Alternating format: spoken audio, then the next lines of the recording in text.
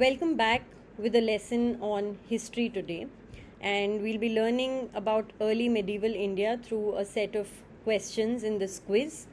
The reason for this topic is twofold. The first one being that we chanced upon a question bank prepared by my father quite long back.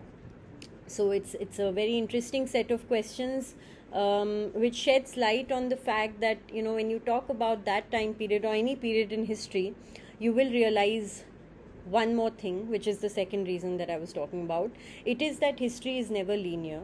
It is that you cannot erase people, you cannot erase events, and you should not try to erase them, because history always has lessons, and however which way you wish to look at it, the point is that at any given period of time there are various people, various communities, there are various things that happen simultaneously, and you cannot envisage a bubble when you study history or even when you study the present. Inevitably there will be things which are more dominant than others at any given point in time, and that perhaps colors people's opinions and views. But the whole point of preparing for such an exam or studying something like history is that you move beyond these prejudices, which is very, very important.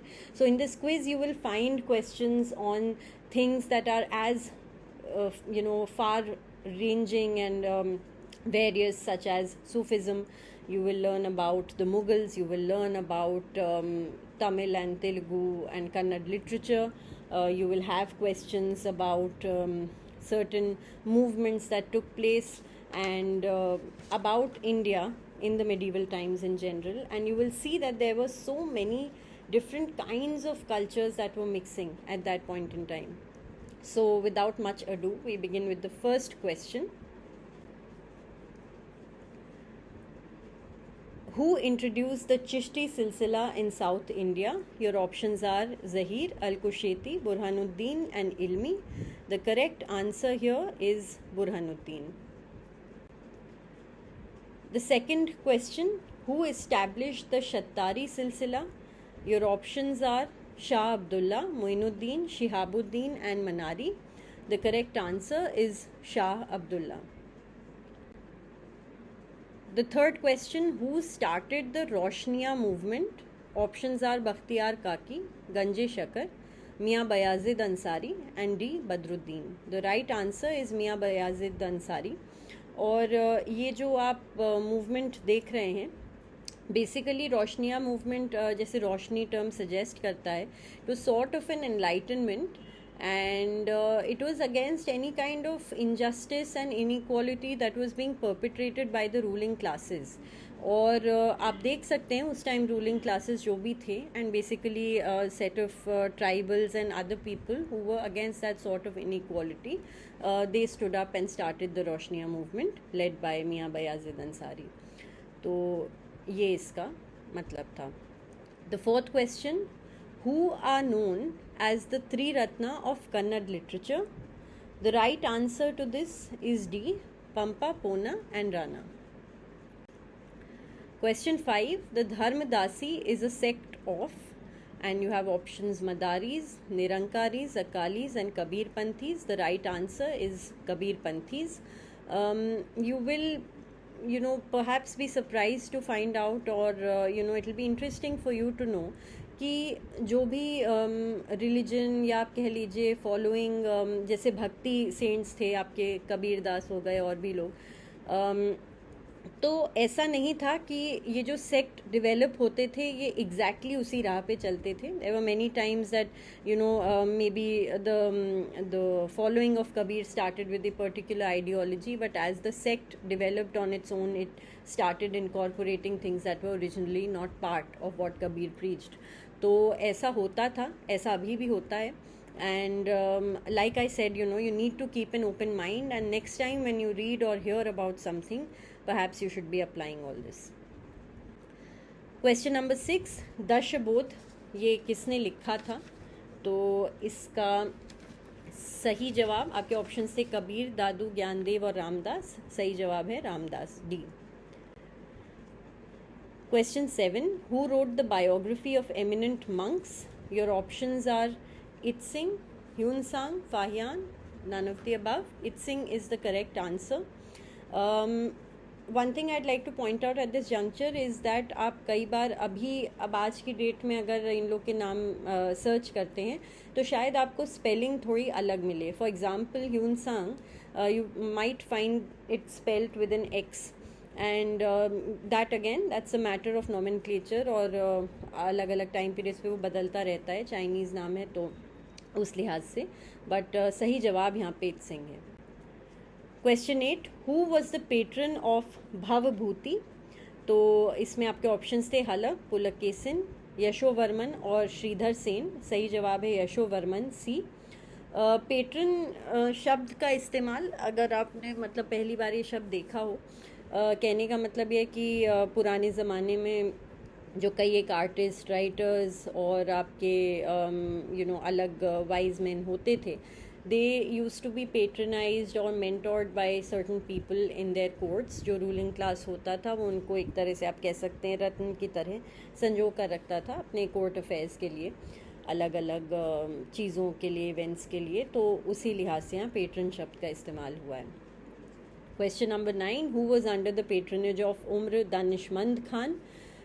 इसमें आपके options है Bernier, टावर्नियर, वेरोनियो और मनुची. सही जवाब है Bernier. और इनके बारे में अगर आपने पढ़ा हो तो बेसिकली ये फिजिशियन थे दारा शिकोह के. और उसके बाद दानिशमंद खान, उम्र का यहाँ पे मतलब है Nobel.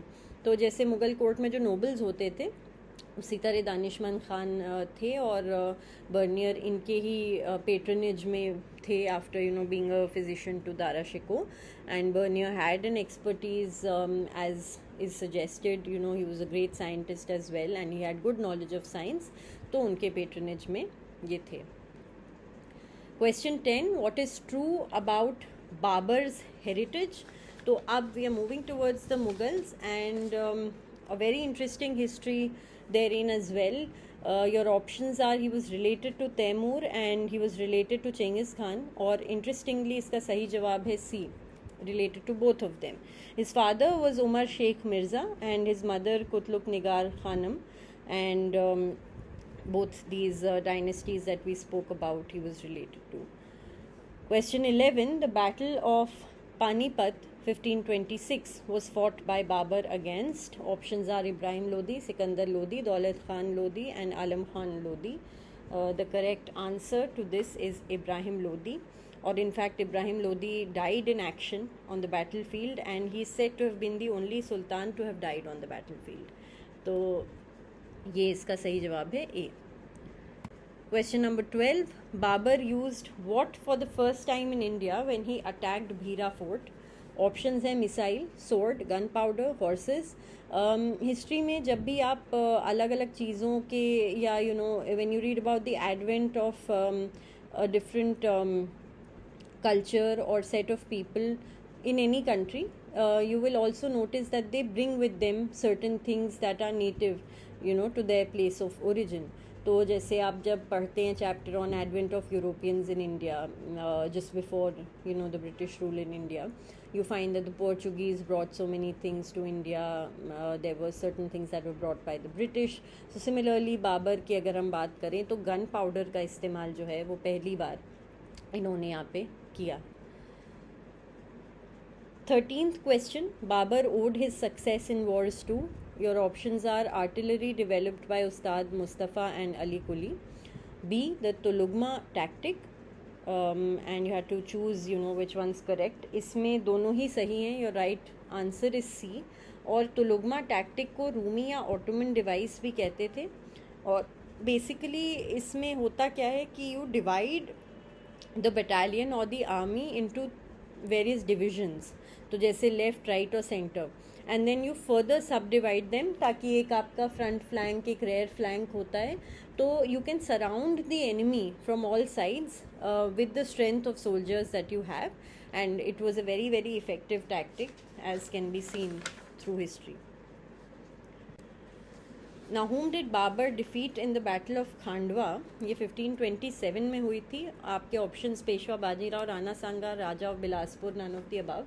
The right answer is B, Rana Sanga. और इनफैक्ट इसके बाद बाबर ने गाजी का टाइटल ले लिया था. Question 15, where was Babur buried? तो इसके लिए आप ये जान लीजिए कि Babur was initially buried in Aram Bagh. He died at Agra 1530. And Aram Bagh in fact Taj Mahal के पास में जो मुग़ल गार्डन है, पहला मुग़ल गार्डन इनफैक्ट इंटरेस्टिंगली था जो इंडिया में उस टाइम बना.